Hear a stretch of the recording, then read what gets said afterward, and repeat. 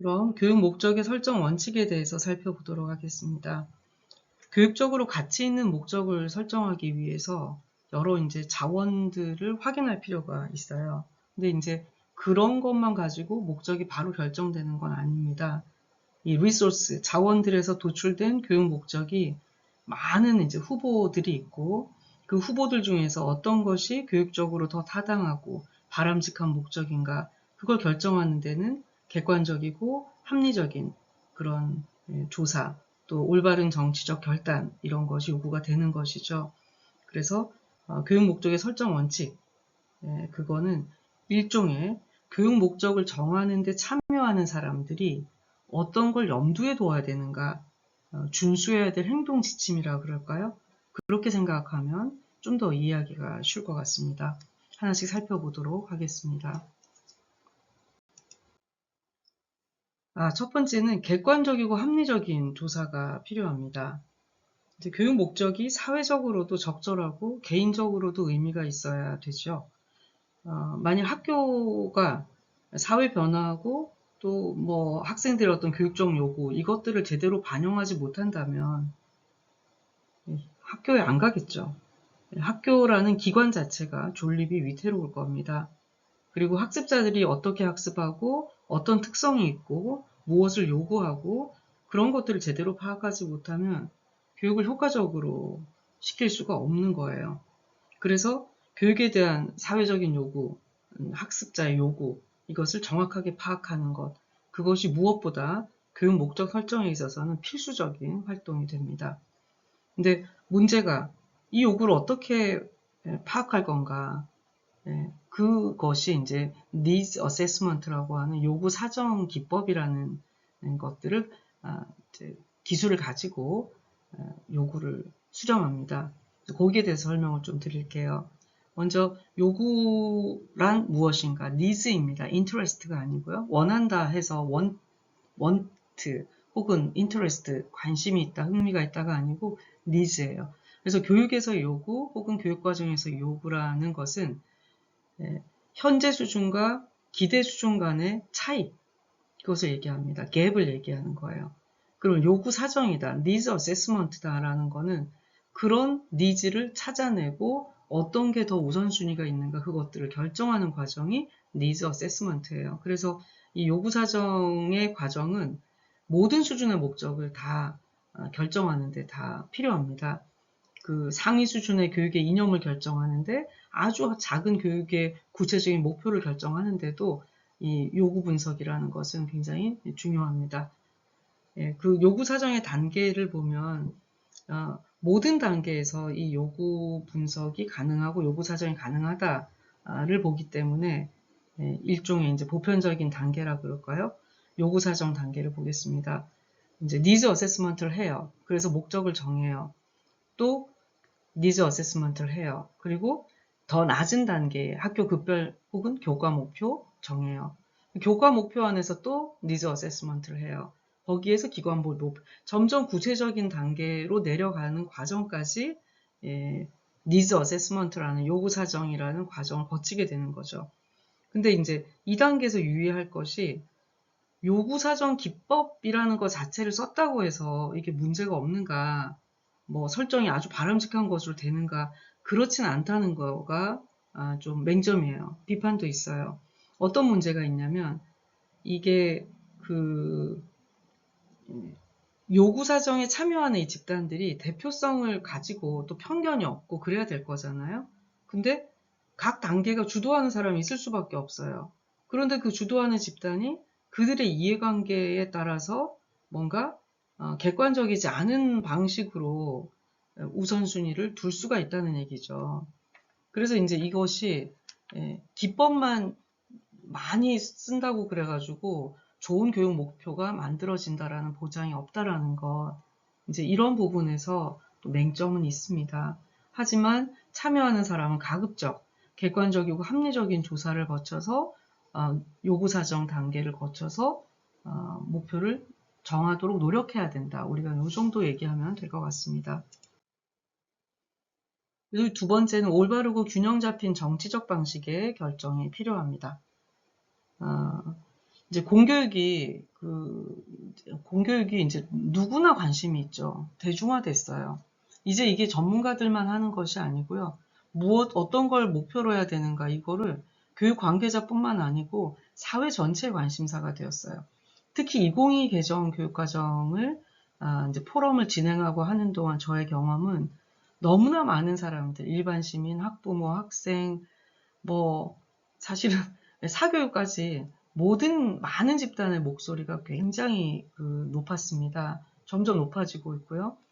그래서 이제 이 각자들이 교육의 목적부터 구체적 목표 이루는 것까지 모든 수준의 목표에 다 관여할 수 있는 건 아니죠. 그래서 올바르고 균형 잡힌 정치적 방식의 결정, 이거 좀 쉽지 않다. 네. 그래서 보면, 예를 들어서 아주 상위의 교육 목적을 결정할 때는 각계각층이 고루 참여하는 게 맞고, 또 학교 급별을 만들 때는 그냥 전문가나 행정가나 이런 수준이 맞고, 또 구체적 목표, 내 수업의 목표를 할 때는 굳이 일반 시민한테 물을 필요가 없잖아요. 그래서 이게 이제 목표의 위계 수준별로 균형 잡히고 정치적인 방식의 올바른 결정 방식은 좀 상이할 수 있다. 그래서 예를 들면 기관별 목표를 정할 때 이게 이제 학교의 목표 혹은 교육청의 목표 이런 거죠. 교육 행정가, 교육 전문가, 교사, 그리고 학부모 이런 사람들이 참여를 하고 학생들은 이제 견해를 참고를 하거나 무슨 학생들의 의견을 수렴을 하거나 이런 식으로 간접적으로 반영이 되죠. 그리고 교과별 교육 목표라고 하는 건 기본적으로 교과의 성격을 바탕으로 됐기 때문에 가장 주도하는 것은 교과 전문가 그리고 교과 관련된 분야의 종사자, 그러니까 수학이면 수학교사 그리고 수학자 그리고 이제 그런 사람들이 이제 교과별 교육 목표를 정하는데 주도를 하는 거죠. 구체적인 목표를 보면 학생들의 요구와 조건, 이것이 또 상당히 중요합니다. 학교 안에서 교과별 교원 모임이라든지 개별 교사들이 교과 전문가나 학자들의 견해를 이렇게 직간접적으로 학습을 해서 수집해서 이번 단원 목표 또는 수업 목표 이런 것들을 결정을 하게 된다는 겁니다. 이제 세 번째는 교육 목적이 이제 포괄성을 갖추도록 해야 된다. 이 포괄성의 정의라고 하는 건 교육을 통해서 달성하고자 하는 것이 모두 교육 목적에 포함되어야 된다. 이게 이제 포괄성이죠. 다 담아야 된다는 거예요. 그러니까 일부분만 담아서는 안 된다. 예를 들어서 이제 미국 교육연합회에서 2018년에 그 중등교육에 어떤 목표를 담아야 될 것인가를 이제 연구를 했거든요. 위원회죠. 거기에서 보면 이제 건강, 기초적인 의사소통 능력, 바람직한 가족관계, 직업훈련, 시민의식, 여가선용, 도덕적 품성, 이게 이제 7가지가 중등학교 교육 목표에 다 포괄하는 것이다 였어요. 그러니까 이제 중등이라고 해서 이게 예를 들어서 좀 바람직한 가족관계 이런 것들이 이제 교육 목표에 다 포괄이 돼 있는 거죠. 네. 그래서 이제 포괄성이 왜 중요한가 하는 거는 특정한 어떤 직업 교육이라든지 아니면 진로 탐색 교육이라든지 아니면 어떤 부족한 부분에 대해서 보충 교육이라든지 이런 것들보다 공통 교육, common education이에요. 일반 교육이라고 할 수 있죠. 그래서 공통 교육의 경우에 포괄성은 더욱더 중요합니다. 그래서 유치원, 초등학교, 중학교, 고등학교 여기는 이제 공통 교육을 하는 거거든요. 그리고 실업계 고등학교, 우리가 전문계고라고 하는 것은 공통교육에다가 플러스 직업훈련을 하는 곳이에요.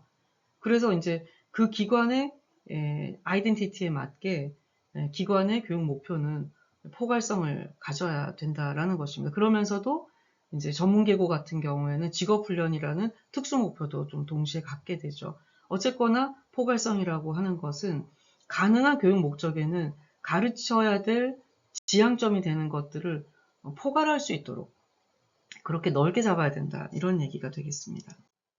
자, 다음은 교육 목적의 적절성이에요.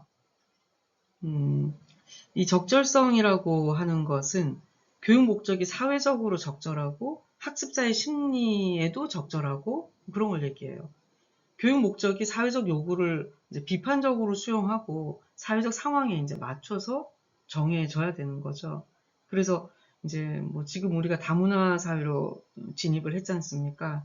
인종이 다르거나 또는 뭐 민족이 다르거나 이럴 때에 이 공존이라고 하는 것이 사회적으로 적절한 목표에 들어가게 되는 거죠. 그전에는 그 적절성에 있어서 우리가 별로 고려하지 않았던 것이지만 지금 이제 사회가 바뀌었기 때문에 사회적으로 적절한 것이 무엇인가가 달라질 수 있다는 거예요.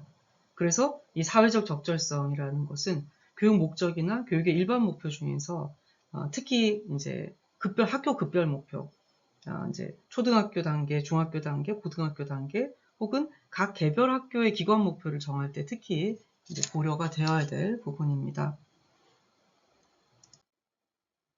그리고 다섯 번째 이제 교육 목적이 균형이 있어야 된다라는 겁니다. 이 균형성이란 말은 교육을 통해서 달성하고자 하는 모든 것이 동등하게 존중돼야 된다. 이게 동등하게라고 하는 게 어떤 목표가 무엇보다 더 중요하다. 이제 그런 거 우선순위 있을 수 있는데 그래도 이것들이 다양한 교육의 목표와 영역이 균형 있게 다뤄져야 된다라고 하는 부분입니다. 이거는 이 정도 넘어가겠습니다. 그리고 교육 목적의 체계성을 갖춰야 됩니다. 목적이 체계적이다라는 이제 체계성의 의미는 목적들 간에 그 상위 목적과 하위 목적이 있지 않습니까? aims와 goals와 objectives. 이런 목적들 간에 모순이 없어야 돼요. 상위 목적에 진술된 내용이 하위 목적의 진술에 반영이 돼야 됩니다.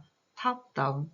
그래서 교육의 목적, 일반적 목표, 구체적 목표 간에 논리적 일관성이 있어야 된다.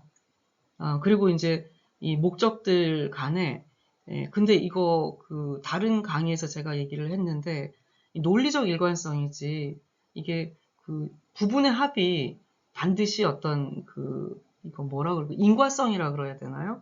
이 목표들을 쪼개면 이것이야. 아니면 이런 작은 목표들을 달성하면 상위의 이 목적이 달성이 돼. 라고 하는 체계성은 아니에요. 그러니까 연계성이고 논리적 일관성인 것이고요. 이게 이제 인과성, 반드시 그렇다라고 하는 필요 충분 조건은 아니라는 거 한 번 더 강조를 합니다.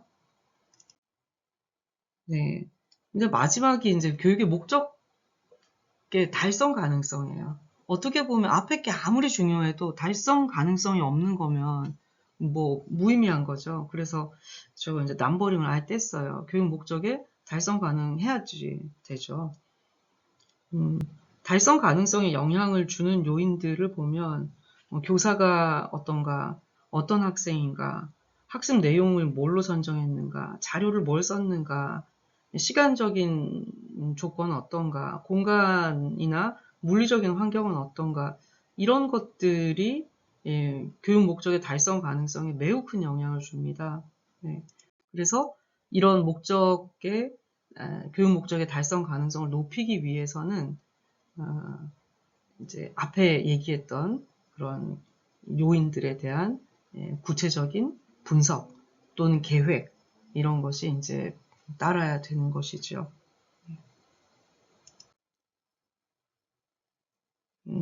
종합적인 접근, 뭐 마무리 슬라이드라고 생각하고 얘기를 하면 일단 교육 목적은 객관적인 조사를 거쳐야 돼요. 그래서 요구 사정을 통해서 객관적이고 합리적인 그 과정이 반드시 필요하다. 그리고 균형 잡힌 결정, 다양한 이해관계자들이 참여해서 정치적인 어디 치우치지 않는 균형 잡힌 결정이 필요하다.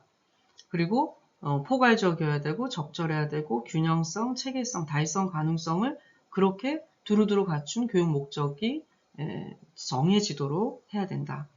그다음 마지막 하나가 이제 앞에서 설명은 안 했지만 이 환경의 변화함에 따라서 교육 목적도 지속적으로 변화가 필요합니다. 지속적 개선. 목적을 한 번 정했다 해서 그게 영원 불변하진 않아요. 그래서 계속해서 목표 자체, 교육 목표, 교육 목적 자체를 모니터링하고 이제 개선하는 그러한 노력들도 필요하겠습니다. 네, 여기까지 설명 마무리하도록 하겠습니다.